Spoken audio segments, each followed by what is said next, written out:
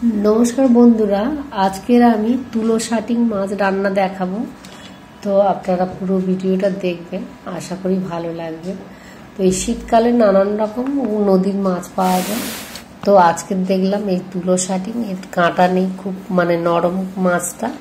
আর রান্না করলে এই মাছটা ঠিক শক্ত হয়ে যায়। আর এমনি যদি আপনারা কাঁচা দেখেন যেন মনে হচ্ছে মাছটা নরম মাছ, কিন্তু এটা আসলে নরম মাছ না, মাছটার জাতটাই এরকম নরম মাছ। আর কিভাবে রান্না করছি তো আপনারা মন দিয়ে একটু দেখুন, স্লিপ করলেই মানে পুরোটা বুঝতে পারবেন না।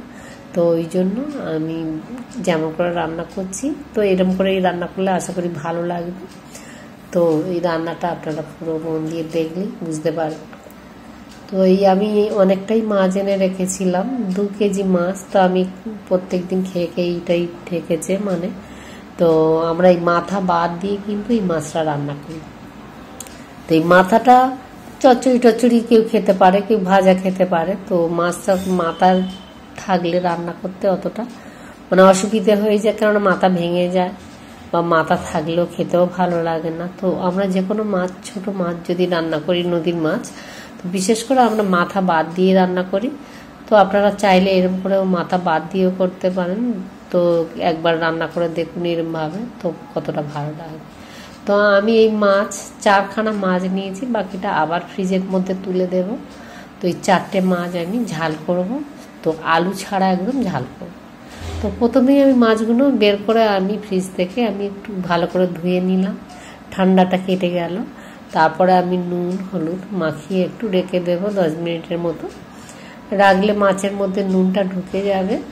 তাহলে যে কোনো মাছ আপনারা রান্না করুন, তো একটু যদি আগে একটু নুনটা মাখিয়ে হলুদটা মাখিয়ে রেখে দেন, তাহলে মাছটা নুন ঢুকবে আর খেতেটা সুস্বাদু হবে। নাহলে অনেক সময় মাছ ধরো রান্না করা হলে সঙ্গে সঙ্গে বের করে নুন হলুদটা ঠিকঠাক যদি না ঢোকে তখন মাছটা ঠিক টেস্ট হয় না। তো ওই জন্য যখনই মাছ রান্না করবেন, যদি সময় থাকে তো তাহলে 10 মিনিটের মতন একটু নুন হলুদ মাখিয়ে রেখে দেবেন, তাতে মাছের টেস্টটা বেড়ে যাবে। তো এই মাছটা খুব সুন্দর মাছ, আর এইগুলো খেতেও খুব দারুণ লাগে। বাচ্চাদের বিশেষ করে এই মাছগুলো খেতে সুবিধে, কাঁটা খুব কম। তো আমি এই কড়ার মধ্যে এই মাছটা ভাজবো। এই কড়ার মধ্যে ভাজলে একটু তেল কম লাগে আর মাছটা ওঠে ভালো। তো আমি 2 কেজি মাছ এনেছিলাম। তো আমাদের বাড়িতে মোটামুটি এই মাছ সবাই পছন্দ করে। তো দেখুন এবার তেলটা গরম হয়ে গেছে, আমি মাছগুলো 2খানা করে দিয়ে আমি ভাজবো। তো একসাথে কেন দিলে মানে তুলতে অসুবিধা হবে, ওই জন্য একটু কম করে দিয়েছি। তো মাছটার তেলটা গরম হয়ে গেলেই এরকম দিতে হবে, দিয়ে আর এরকম গোটা গোটা মাছ থাকলে ঝালের ক্ষেত্রে দেখতেও ভালো আর প্রত্যেকের 1খানা করে দিতেও সুবিধে।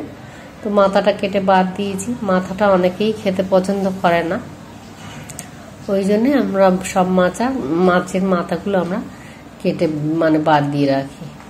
তো দেখুন মাছটা এরকম ভাবে ভাজতে হবে, খুব কড়া না ভাজলেও হবে। তো এই মাছটার টেস্ট কিন্তু দারুণ। আপনারা যদি পান বাজারে তো আনবেন, এনে এইভাবে ঝাল করে দেখবেন তো কতটা সুন্দর হয়। এই করে আমি 2টো মাছ ভেজে নিলাম, আর 2টো মাছ আমি ভেজে নেব এরকমই একইভাবে।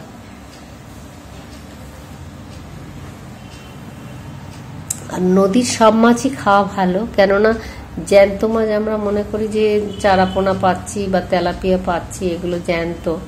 আসলে এই মাছগুলো কিন্তু সারের মাছ হয়। তো ওই জন্যই ওই মাছ বেশি না খেয়ে যদি নদীর মাছ আপনারা খান, এতে সার দেওয়া থাকে না, এই মাছ খেলে কোনো খারাপ হয় না।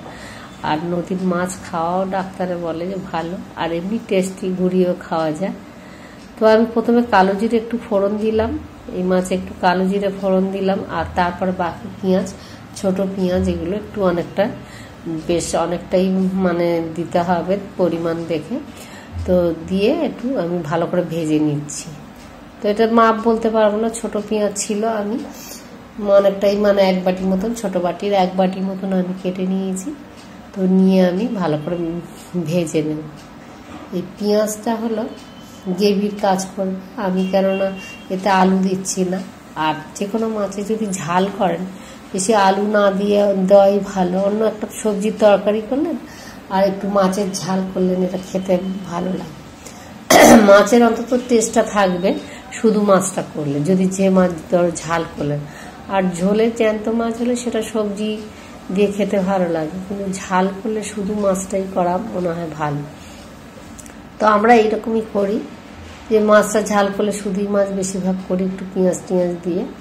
তো ওই গ্রেভিটা দিয়েই খাওয়া হয়ে যাবে। তো পেঁয়াজ আমার আধ ভাজা হয়ে গেছে, তো আমি এবার টমেটো দিলাম, দিয়ে নুন হলুদ আমি দিয়ে দেবো।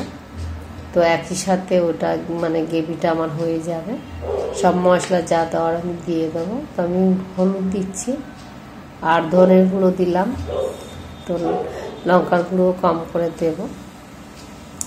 তো সব মশলাটা আমি একেবারে দিয়েই একটুখানি ভেজে নেব। এতে জিরের গুঁড়ো দেয় না, কিন্তু এতে ধনের গুঁড়ো, হলুদ আর তোমার পেঁয়াজ, টমেটো আর লঙ্কার গুঁড়ো যদি খেতে চায় একটু লঙ্কার গুঁড়ো দিতে পারে, না হলে কার যদি লঙ্কার গুঁড়ো না চলে সে কাঁচা লঙ্কা ব্যবহার করতে পারে। কিন্তু মাছটা অত লঙ্কাও লাগে না। যে কোনো মাছ যদি আপনি ঝাল খান, যদি গ্রেভি টাইপের করে খান, তাহলে অত ঝালের প্রয়োজন হয় না। যাদের ঝালের সমস্যা তাদের বেশি না ঝাল দেওয়াই ভালো। তো পেটের প্রবলেম থাকলে এটা যদি এরকম কষা কষা হয়, তো তাতে ঝাল কম দিলেও হবে। তো ওই মাছটা ওর গায়ে যদি মশলাটা লেগে থাকে তখন আর ঝাল দিতে লাগে না অতটা। তো এতে আমি আদাও দেব। তো আমি আগে থেকেই আমার পেঁয়াজ দিয়ে একটু জল টল দিয়ে দিয়েছি। তো আদা যখন আপনারা দেবেন, কিন্তু বেশি আদাটা কষাতে নেই। এবার আমি আদা দিলাম, এই আদাটা আমি লাস্টে দেব, বেশি কিন্তু ভাজবো না, কষাবো না। তো আদা যদি আপনি যখনই তরকারি দেবেন বেশি পোড়ালেই আদাটা কিন্তু তিতো হয়ে যাবে। তো তিতো বা তিতকুড়ি যাই হোক এটা হবে। তো ওই জন্য যাকেই বলছি আপনারা এটা মনে করে রাখবেন যে আদাটা বেশি তেলের ওপর দিয়ে বেশি কষাবেন না। তো আদা কষালেই বেশি তিতো হয়ে যায়, আর ওর গুণাগুণটাও নষ্ট হয়ে যায়। আদার অনেক রকম কাজ থাকে তো হজম করানোর জন্য। তো উপকারটাই কেটে গেলে কি হবে তাহলে আর দিয়ে, তো গন্ধটাও নষ্ট হয়ে যায়। যাই হোক একটু সামান্য আমি চিনি দিলাম। তো কখন কোনটা দিচ্ছি সেটা আপনারা একটু দেখে নিলেই ওই রকমভাবেই করলেই বেশি মনে হয় ভালো হবে। তো আমরা এরকমভাবেই করি। তো দেখুন চিনিটা দেওয়ার কারণটা একটুখানি কালারটা আসবে আর টেস্টটাও আসবে। যে কোনো মশলা টশলা দিলে একটা তিতকুড়ি বুতো ভাব থাকে, তো ওই চিনিটা সেই পরিমাণ দিতে হবে যে আপনার যাতে না মিষ্টি হয়, তো যাতে টেস্ট হয় সেইভাবে কিন্তু যদি চিনিটা ব্যবহার করা তাহলে তরকারির টেস্টটা মানে বাড়ে। তো দেখুন এবার আমি কষিয়ে নিয়ে একটু সামান্য করে জল দিয়েছি। তো জল দিয়ে আমি এটা ভালো করে মশলাটা আমি নেড়ে নিচ্ছি, একদম গ্রেভিটা ভালো করে হয়ে যাবে। তো ভালো করে প্রথমে একটু অল্প জল দিয়ে একটু নেড়ে আমার নিলাম, নিয়ে ভালো করে এটা মশলাটা আমার ঘেটে গেলে তারপরে আর একটু আমি জল দেব।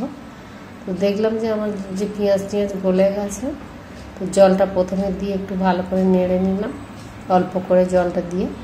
তারপরে যেরকম জল রাখা হবে সেরকম আন্দাজে জল দেবেন আপনারা। তো আমি এই রান্নাটা বেশি জল দিলাম না, একদম গ্রেভি টাইপের হবে।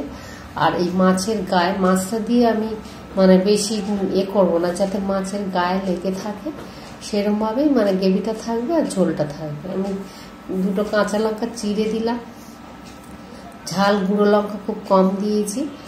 আর এবার লঙ্কাটা চিড়ে দিলাম, বেশি নামার আগে আগে, বেশি সিদ্ধ হবে না। যার দরকার সে ডলে খাবে বা কামড়ে খাবে। তো দেখেন আমি এমনই জল দিয়েছি মাছের গায়ে একদম লেগে থাকবে। আর মাছটা আমার নরম মাছ এগুলো, তো এর বেশি ফোটাতে লাগবে না। তো যখনই মাছ ঝাল করবেন খেয়াল করবেন যে মাছটা যাতে বেশি না সিদ্ধ হয়। মাছ বেশি সিদ্ধ হলে ওই ভাজাটা আর থাকে না, তখন মাছ সিদ্ধ সিদ্ধ লাগে আর খেতে অত টেস্ট লাগে না। তো মাছ উল্টিয়েও দিতে পারেন, আবার যদি মনে করেন যে যদি উল্টাতে গেলে ভেঙে যাবে তো কোনো দরকার নেই উল্টাবার। তো ওর গায়ে উপরে উপরে ওই যে মশলাটা একটু তুলে দিলেই হবে। তো আমি সেইভাবেই তুলে তুলে দিচ্ছি, দেখেন আপনারা। তো এইভাবেই দিলে হবে যে ওর মশলাটা গায়ে গায়ে তুলে দিলাম, দিয়ে একটু ফুটবে 5 মিনিটের মতো। ফুটলেই আমি মাছটা ঢেকে দেব, ঢেকে দিলেই আমার রান্নাটা কমপ্লিট। তো আপনাদের যদি এই রান্নাটা যদি ভালো লেগে থাকে তো আপনারা একটা লাইক করবেন আর আমার সাথে থাকবেন, আমার পাশে থাকবেন। আর আপনারা কিন্তু সুস্থ থাকবেন অবশ্যই করে। আবার আপনাদের সাথে দেখা হবে পরের একটা নতুন ভিডিও নিয়ে। আপনারা সুস্থ থাকুন, ভালো থাকুন, আবার দেখা হচ্ছে। টাটা বন্ধুরা।